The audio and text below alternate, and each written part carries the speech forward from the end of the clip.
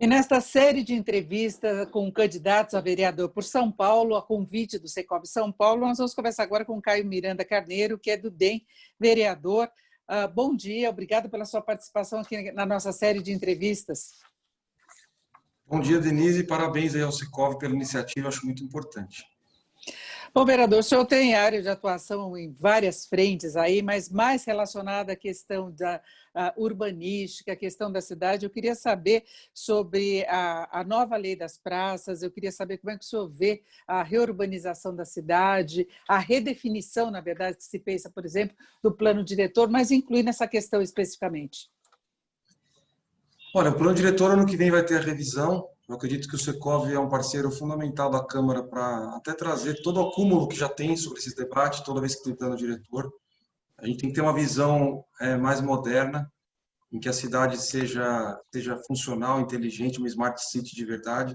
A gente não pode ter medo de adensamento, de construção. A gente tem que ser inteligente para aproveitar a estrutura que já tem e tornar a movimentação pela cidade mais inteligente. Na questão das praças, eu sou um morador do centro, moro na Santa Cecília, mas como vereador da cidade ando por toda a cidade. As praças precisam de cuidado, de zeladoria, e ainda mais no pós-pandemia, em que toda a recomendação é para que a gente evite aglomeração em local fechado, o convívio em espaço aberto vai ser ainda mais necessário.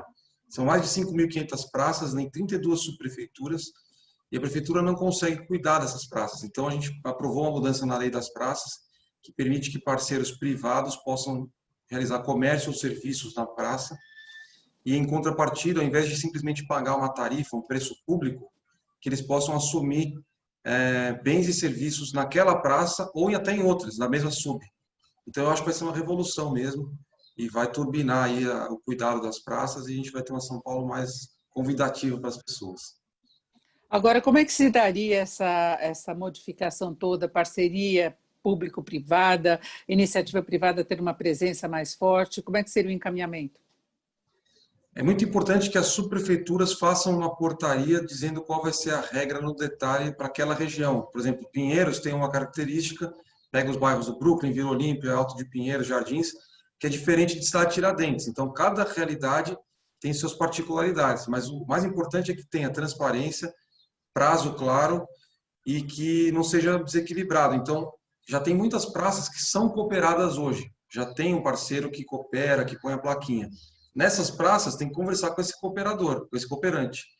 E o ideal é que, se for para que essas praças recebam um comércio ou uma venda de sorvete, alguma coisa, que o dinheiro gerado por essa atividade ajude a adotar uma outra praça, para multiplicar o benefício. E mesmo se for um caso de um ambulante, um empreendedor mais simples, ele também pode se juntar com outros e fazer uma proposta.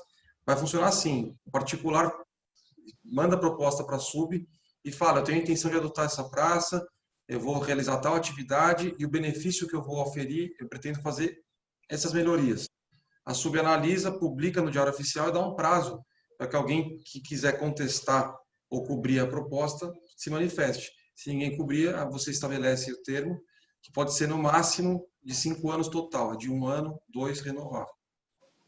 Agora, vamos falar de um tema para lá de polêmica aqui em São Paulo, que nós temos, que é a situação do minhocão, que não se sabe ao certo o que fazer com isso, não é? Inclusive, o senhor propôs aí a participação da população na decisão, mas a situação é muito difícil mesmo, né?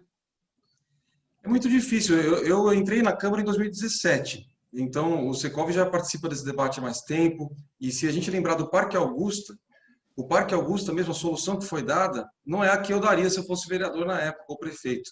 Eu acho que o Parque Augusta deveria ter sido, pelos próprios proprietários, feito um acordo para que eles realizassem o empreendimento, deixando a área térrea como uma área de domínio comum, que eles mesmos manteriam, preservando a área verde. Tudo que o privado faz, se é sustentável do ponto de vista financeiro, é garantido. Quando vai para o poder público, você depende de uma gestão que se empenhe, depende do orçamento, depende de uma série de coisas. O minhocão é a mesma coisa.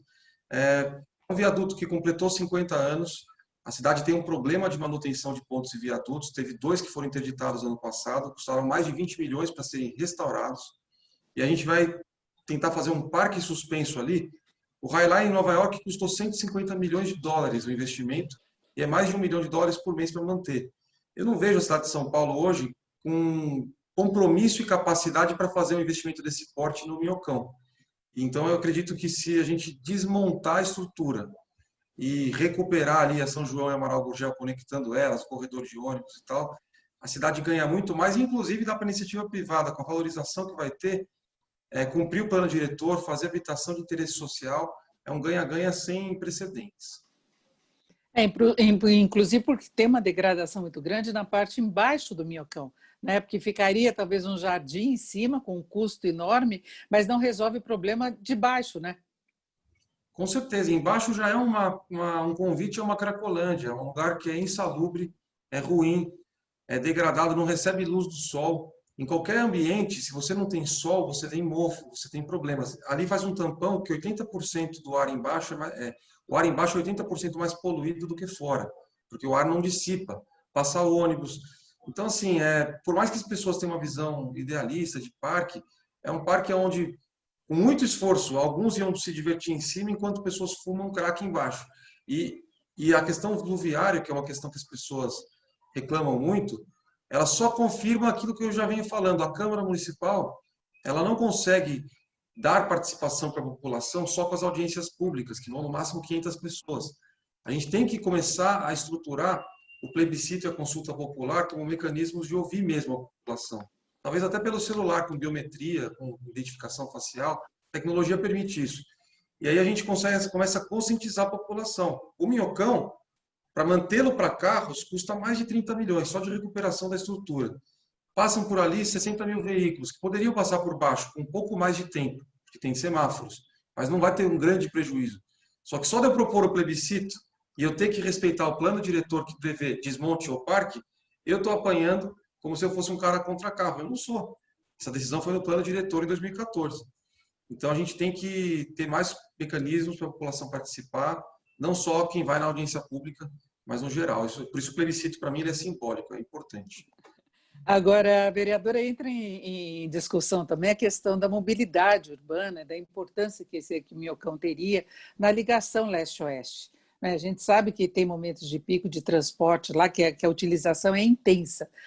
Se pensaria numa alternativa viária, inclusive a cidade precisa desse escoamento, porque se pensou muito em melhoria de transporte coletivo, né, da mobilidade nesse sentido, mas as pessoas usam carros em São Paulo. Não é? E a gente viu, inclusive na pandemia, um uso mais intenso, até pela questão de isolamento social, foi uma situação colocada. Então, é importante, em determinados momentos, se pensar também nessa questão de obras viárias. Sem sombra de dúvida, São Paulo é uma cidade muito grande e tem trajetos que são impossíveis de fazer se não for de carro. Então, assim, a gente não pode dificultar a vida do carro.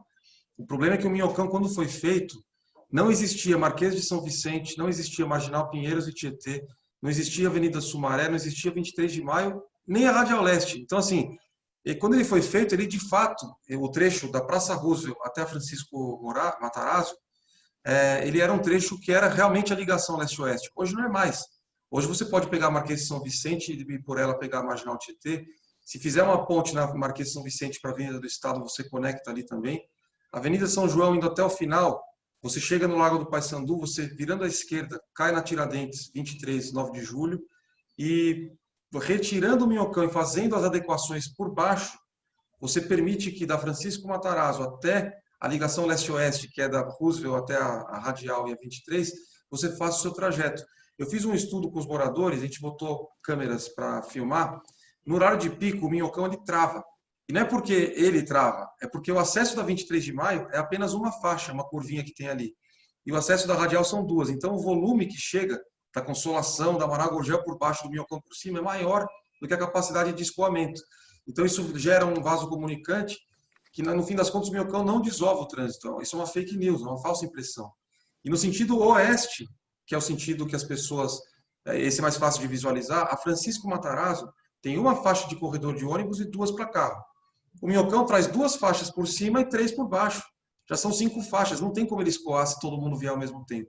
Então, eu até tecnicamente, é possível demonstrar que o Minhocão ele não é essencial. Ele traz um conforto, quem anda por cima fora do horário de pico faz em 3 minutos um trajeto que vai passar a fazer em 15 minutos, só que o prejuízo para quem mora ali, para quem trabalha ali, que são mais de 200 mil pessoas, é incalculável.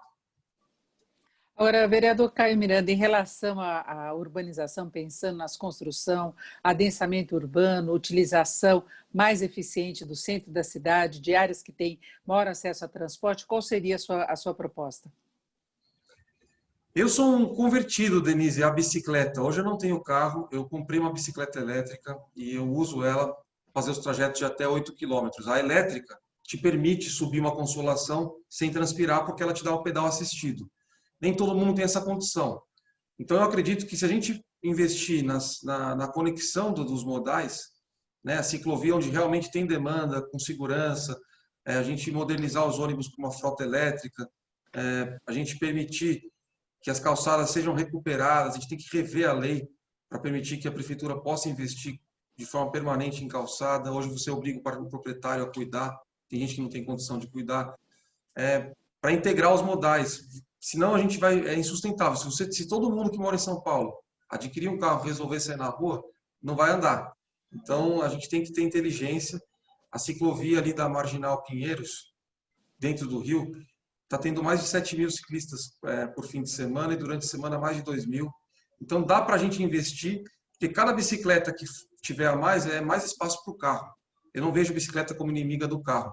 Ela é parceira. Quanto mais gente andando de bike, nos jardins, por exemplo, as pessoas pegam o carro para andar uma quadra para ir na padaria. Se as pessoas começarem a ir a pé de carro e tiver segurança para fazer isso, vai ter espaço para quem precisa de carro passar. Então, eu acredito muito que a gente tem que pensar com inteligência, integrar os modais, e a licitação do ônibus tem que ser cumprida. Os ônibus têm que ser frota sem emissão de gás em até 20 anos. Ser gás carbônico e poluentes do combustível fóssil. Isso vai ser muito bom para a cidade. E avançar com o metrô também, que é um transporte importante, que a gente tem um custo todo, e por mais que se faz aqui em São Paulo ainda tem um atraso enorme, né? Sem dúvida, o metrô, a linha laranja do metrô, que é prometida já faz 15 anos, ela viria da zona noroeste até a Liberdade, passando pela região ali da Barra Funda, do Pompeia, Lapa, Higienópolis.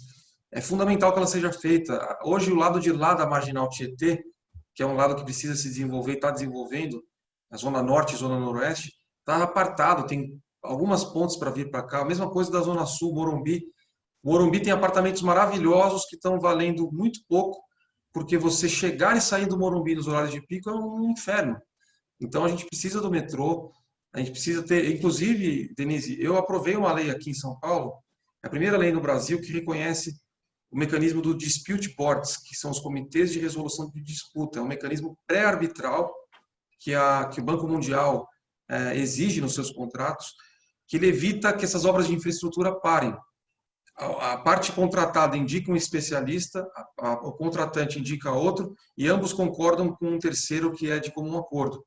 E aí esse comitê se reúne a cada mês da execução da obra, e quando aparece um problema, como aconteceu no monotrilho para a Zona Leste, que tinha uma galeria de água que não estava prevista, eles analisam e falam, isso é culpa da prefeitura no projeto ou é da empresa? É da prefeitura, já dão um parecer técnico, e aí se isso for levado à justiça, o juiz já vai falar, opa, peraí, o comitê já deliberou aqui, então se está errado a prefeitura, cumpra a sua parte. Então a gente está apostando muito que a infraestrutura com dispute boards e arbitragem vai andar mais rápido e não vai ter essas obras que duram 20 anos, como é o caso do metrô. Então, mas considerando todas essas condições de mobilidade, esse aperfeiçoamento que poderíamos ter, o senhor defende que haja aí um adensamento nessas áreas já melhor estruturadas da cidade, porque é uma coisa que vai entrar na discussão no plano diretor, não é? Sem sombra de dúvida, eu tenho munícipes que me seguem, que criticam e falam, poxa, o eixo da Rebouças está subindo prédio pra caramba, isso é um absurdo. Eu falo, como absurdo? Tem o metrô e tem um corredor de ônibus, e tem a avenida. E tem ciclovia, tem tudo ali. Como é que você não vai botar a gente para morar ali? Tem que ter, porque isso vai. E ali já tem uma questão empresarial, tem empregos, tem shopping, tem tudo ali. Região de Pinheiros, região dos Jardins. Então, assim, o Itaim, que já está no eixo fácil para chegar, Vila Olímpia, eu sou super favorável. Eu acho que a gente tem uma lógica no Brasil que morar na periferia é ruim. E morar nas margens das represas e no pé da Cantareira deveria ser o lugar mais nobre para morar em São Paulo. E a gente deixa ocupações de baixa estrutura, sem saneamento básico, tudo irregular, dominar e desmatar. A gente tem que reverter isso, as pessoas têm que morar no centro, todas as classes sociais, mesclado, uma coisa que funcione, porque não adianta você querer que o zelador do seu prédio, a diarista da casa, a pessoa que presta serviço para você, more a 2 horas de distância. Isso é burrice, é desumano, não faz sentido. As pessoas têm que morar próximas, funcional, e a periferia, que é uma região que tem manancial, tem área de preservação, tem que ser valorizada por ocupações mais racionais dentro da regra que ajude a preservar o ecossistema. Então, eu sou super favorável, esse é um dilema que as pessoas levam para o lado ideológico. A gente está no mundo capitalista e a cidade inteligente é aquela cidade em que os investimentos são feitos onde já tem a estrutura. É isso, eu acho que tem que ser esse o caminho. E com barateamento de custo, porque há restrições grandes, exatamente a verticalização, que permitiria essa ocupação, inclusive por imóveis de menor valor, para as pessoas de menor poder aquisitivo também, né? Exato, eu tive uma vez com o professor da Alamana, que é membro do Secov também, e ele me explicou que o plano diretor tentou forçar habitações de baixo custo no centro, e o que aconteceu é que, na verdade, você tem apartamentos de 24 metros quadrados custando 300, 400 mil reais, ou seja, é um apartamento pequeno que a pessoa de baixa renda não consegue comprar. Então, a gente tem que pensar muito nisso. Eu não sou um expert em urbanismo, mas a gente tem que fazer bastante encontros, conversar com as pessoas e ver os mecanismos que são usados no mundo para que o próprio mercado consiga ocupar e cumprir o que o plano diretor diz, né? Essa coisa de mesclar classes sociais nas regiões centrais, isso eu acho importante, com visão de mundo. Não sei se é possível forçar isso, mas é importante, porque realmente o problema da cidade é esse. 3 milhões de pessoas saem da Zona Leste para ir para Berrini, para ir para a Vila Olímpia, não faz sentido. Então a gente tem que ter um espalhamento das ofertas de trabalho também e das moradias por toda a cidade. E com preço acessível, né? Exatamente. Ouvimos aqui Caio Miranda Carneiro, que é vereador pelo DEM. Vereador, muito obrigada pela sua participação aqui na nossa série de entrevistas do Secov São Paulo com candidatos a vereador pela cidade. Muito obrigada. Denise, posso só falar uma última coisa que faltou? Sim, rapidamente, por favor. Eu fui o único vereador que destinou 2 milhões para o combate ao coronavírus, das emendas, e fiscalizei todos os hospitais de campanha. Só queria deixar isso registrado, porque eu acho que isso tem que se multiplicar se a gente tiver novamente uma crise sanitária. Obrigadão, parabéns pelo Secov. Obrigada.